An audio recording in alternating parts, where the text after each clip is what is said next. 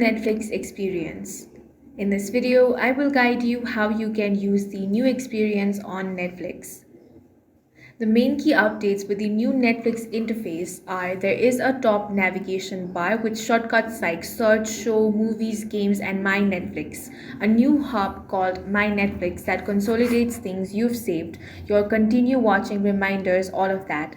It also has responsive recommendation.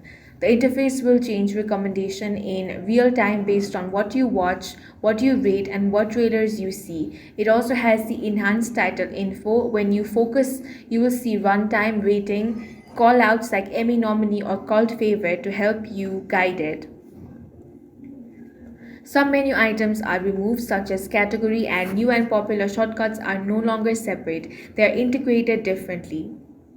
On newer devices, you may also see a Games tab in the top navigation. If you're interested in playing, you can also check that out. In this way, you can navigate through the new Netflix interface, and that's all for this video. If you found it useful, make sure to hit the like button and subscribe for more videos like this.